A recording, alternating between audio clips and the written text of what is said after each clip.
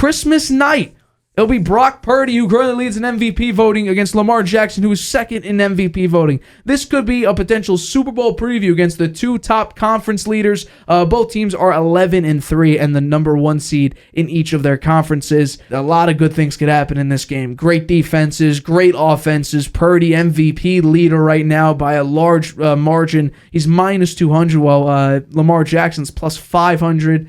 It's a pretty substantial gap between those two quarterbacks. I want to know, can Purdy and the 49ers get it done on Christmas night, or can the Ravens have a Christmas miracle and somehow upset the 49ers, who are 5.5-point favorites? Who do you think takes the victory here? I like the 49ers.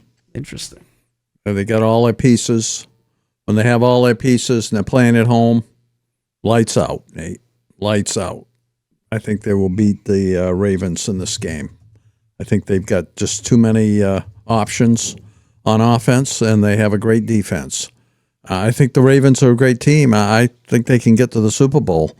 But this game on Sunday, I don't think that on Christmas night, I don't think the Ravens are going to win.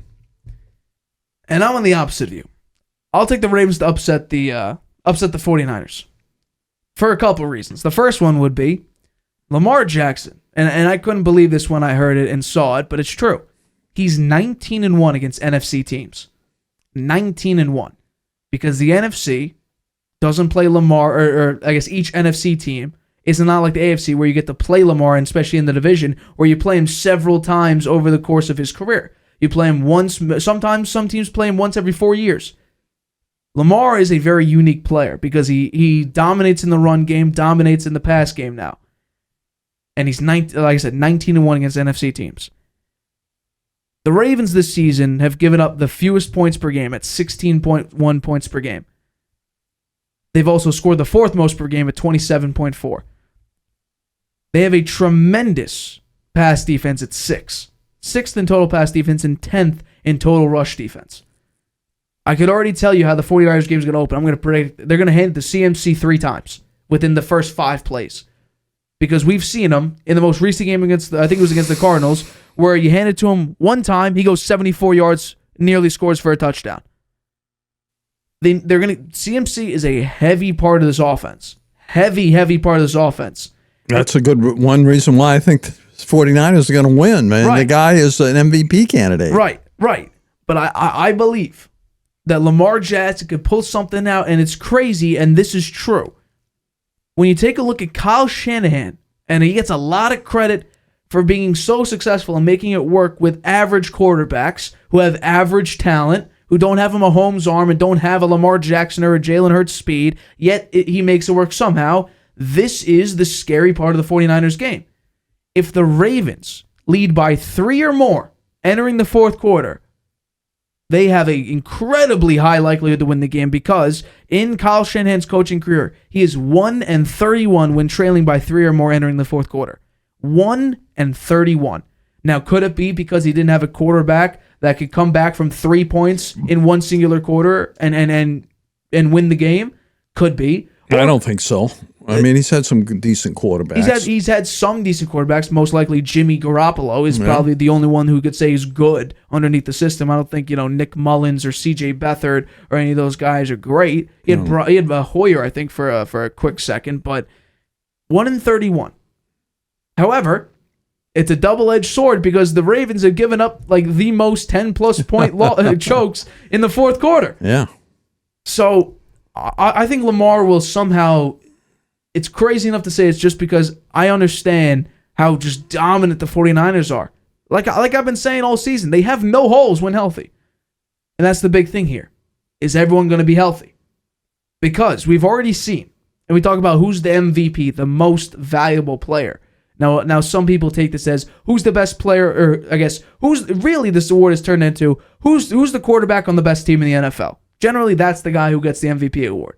However, if we talk about the most valuable player, and then we've had this discussion several times over, but I'm going to bring it up again. When CMC was hurt, and when Trent Williams was down, and Deebo Samuel was banged up, if Brock Purdy was really the MVP, shouldn't the offense look at least similar if Purdy is genuinely the most valuable player, shouldn't it remain somewhat consistent? If he is the cog that keeps everything alive, keeps everything going, I thought about it. If you're really the most valuable player, because Lamar on his team is clearly the most valuable player. He leads in several games. He's the top rusher, and obviously he's the top passer. Without Lamar Jackson, and if you put in like Anthony Brown or Snoop Huntley out there, or now even Malik Cunningham, this team wouldn't look similar. It wouldn't. It would lose significantly more games than they would win. It's a good point. I do think, though, Brock Purdy... The offense would remain... If you're scoring 30 points a game, and CMC, Trent Williams, and Deebo Samuel are either not 100% or out for a game, I understand there's some dip, but to half their points, to go from 30 to 17...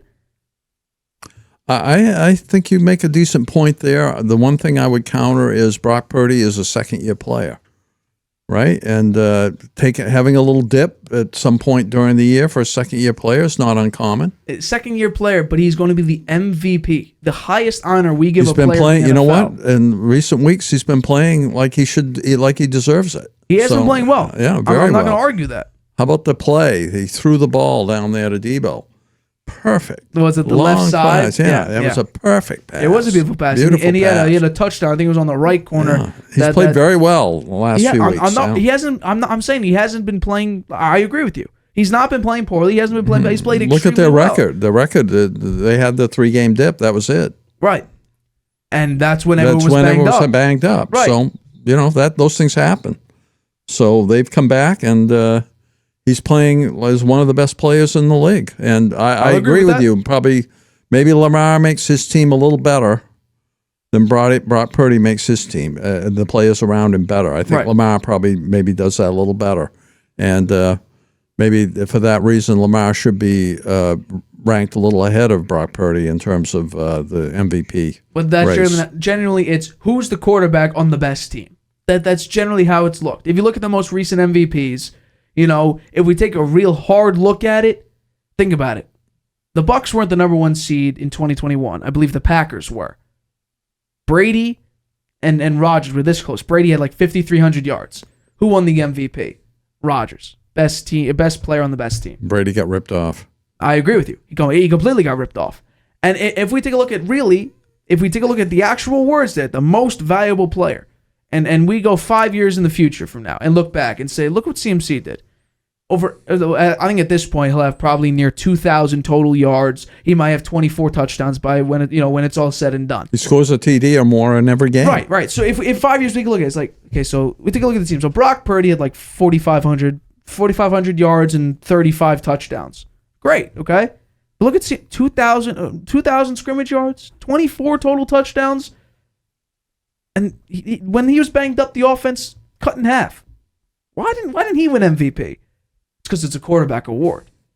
So I think, honestly, if Lamar wins this, I think Lamar takes the MVP spot because he showed in a head-to-head matchup why he is more valuable to his team. Mm-hmm. Now, Brock Purdy could ball out, but if Lamar Jackson plays up to that standard, and I think these defenses are both incredible, I think Lamar could pull away. It could be a Justin Tucker 62-yard field goal. But I think the Ravens do get it done. Now, I think this game will be a low-scoring game, and I think if Mark Andrews was playing for them, now he's banged up, probably out for the year, but if Mark Andrews was playing in this game, this point spread wouldn't be 5.5. It'll probably be 3, maybe 2.5. Because I think Mark Andrews, and it's basically like Gronk and Brady, not that level, but it's that same connection where you have that reliable tight end who you know is basically always open that you could always throw it to, who also helps in the blocking game. That's basically Lamar and Mark Andrews. So the fact that he's not out there, I can understand why the point spread's 5.5, and even the Ravens feel disrespected reportedly because this point spread is what it is. And I kind of agree with that. Because this team is the number one seed in the AFC. Have looked dominant when maybe their players don't step up to the plate. Where their running game might not be great. Or OBJ hasn't been phenomenal this season. Zay Flowers not getting many targets. But Lamar Jackson makes it work. And we just saw how the Rams look recently. Ravens beat them. Put up 37 against that team. No team's putting up 37 against this Rams defense right now. Lamar does. So I think this is going to be a phenomenal game. I do think, because it's the Christmas theme, so I had to pose a Christmas themed question. I do think the Ravens could get a Christmas miracle and somehow pull out with a very, very impressive win. Okay, well, we'll see what happens. You're picking them, and I'm picking the 49ers. So, But in contrast to the Cowboys-Dolphins game, I think this game will be low that's scoring. right. You're picking the Cowboys. I'm picking the Dolphins. Right, but I also think that I said 38-35 for Cowboys over Dolphins. I think this game could be 24-21 in favor of the Ravens because I think their defenses are more consistent against their matchups than the Cowboys and the Dolphins' defenses are against their matchups. Uh-huh. So I'll take the Ravens to win 27-24. Hi, everybody. Thanks for watching. Make sure you subscribe here to get the latest from the show. Also, if you want to check out the full episode, make sure you click the I in the top right-hand corner right now. If you want to listen to this show anywhere you go, make sure you go to anchor.fm/The Harvey Hour or anywhere you get your podcasts.